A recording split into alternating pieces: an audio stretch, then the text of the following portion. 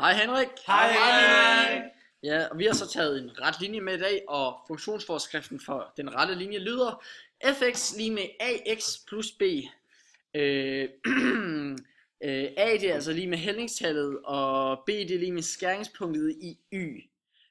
Hvis vi går ind og kigger på, hvordan man regner hældningskoefficienten ud, så er det a lige med y2 minus y1 divideret med x2 minus x1.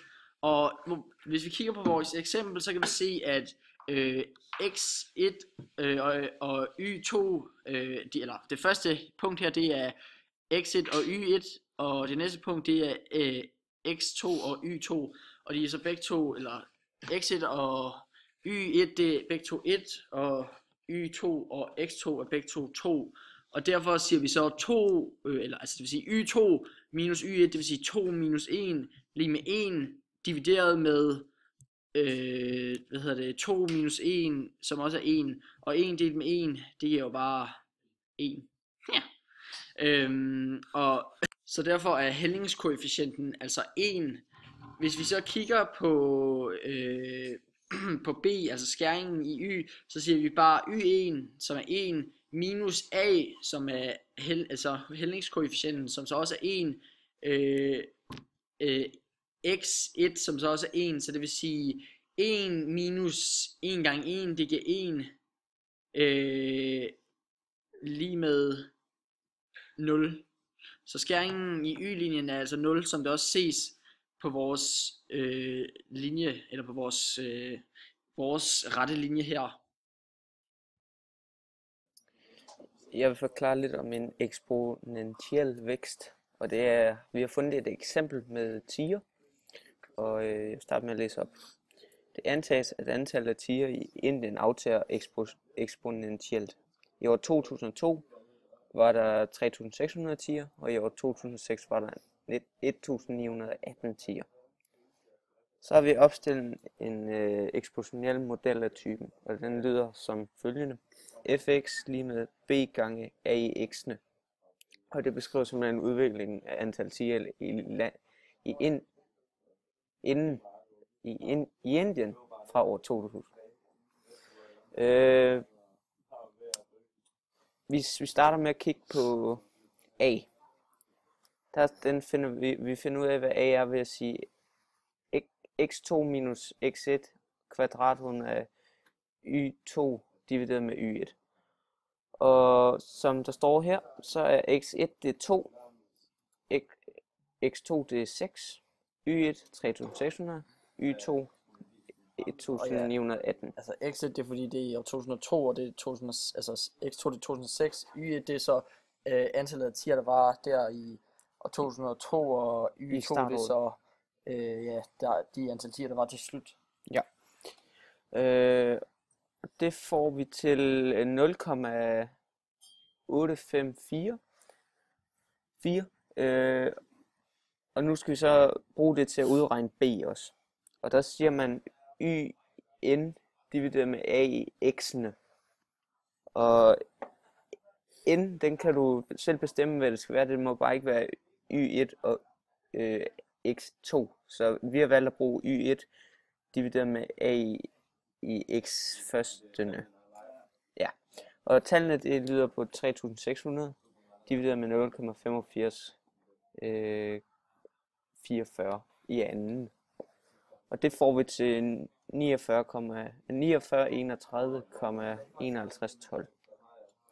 Og så her i bunden kan vi så se en forskrift på antallet af tiger, som lyder på fx lige med 4931,5112 gange 0,8544 i x'ene. Ja, det var lidt om eksponentiel vækst. Nu vil vi så også snakke om en potensfunktion, og formlen for en potensfunktion lyder fx lige med b gange x i a'ene. Og ja, definitionsmængden af de lovlige værdier af x, det skal altid være positive tal, og de skrives så i decimalbrøk, eller uendelig decimalbrøk. Og hvis vi går ind og kigger her, så kan vi så se, at man starter med at finde x i første og y i første, eller y1 og x1, og så x2 og y2, og for så at finde a, som så er hældningstallet, sådan, så sætter vi det så ind på en lommeregner. Hældningskoefficienten.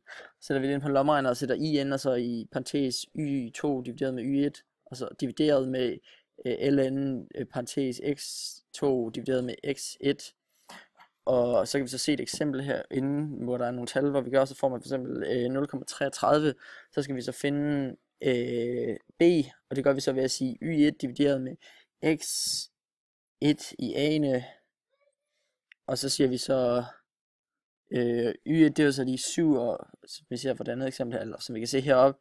Og så tager vi så, så tager vi så de der 2, og så sætter vi dem i 0,33. Og det bliver så 5,58. Derfor er den her, eller det her eksempel så på en potensfunktion, så fx lige med 5,58 gange x i 0,33. Og ja, men ja, og hvad hedder det, i en potensfunktion er den altid i første kvadranten. Det skyldes altså, at x er større end 0, og b er større end 0. Vi vil så også snakke lidt om relativ og absolut tilvækst.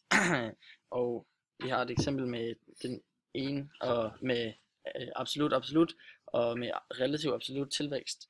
Og et eksempel på absolut tilvækst kunne være, at man satte sig ind i en taxa, og så kørte, og for hver kilometer man kørte, så betalte man en vis pris. Og derfor er der altså en direkte sammenhæng mellem den ene, og derfor vil det være en lineær funktion, fordi når man har kørt 2 km, så har man betalt 100 kroner, har man kørt 4, så har man betalt 200 osv. Så derfor er det en lineær funktion. Hvis vi går ind og kigger på den absolutte relativ, så kunne det for eksempel være her på x-aksen kunne være antal år, og op på y-aksen det kunne være antal fasaner på en ø. Og altså fasanerne er altså fuldstændig eller årene er fuldstændig uafhængige af antal fasaner, men altså fasanerne er derfor lidt afhængige af, eller er på en måde afhængige af årene, eftersom at alt for mange år der går, er der jo flere, så derfor så kommer det til at være en hvad kalder man det nu, en eksponentiel funktion, som vil stige, og derfor så er det så absolut og relativ. Hvis vi så går ind og kigger på en vækst, hvor at den er relativ, så skal der altså være to variabler, som er fuldstændig uafhængige af hinanden, og det kan derfor være sådan noget som elefanter i Afrika og fasaner i Danmark, fordi de to ting er fuldstændig uafhængige af hinanden og har ingen direkte sammenhæng, og derfor vil det altså være en relativ vækst, fordi den ene den vokser sådan, altså den vokser bare sådan lidt tilfældigagtigt. Den har ikke en direkte lineær sammenhæng ting eller andet. De forskellige funktioner har nogle forskellige kvadranter, og den lineære funktion kan altså gå i, eller kan være i alle kvadranterne, altså både første, anden, tredje og fjerde kvadrant, som også kan ses her på illustrationen. Og altså den kan både være i minus og plus og alt.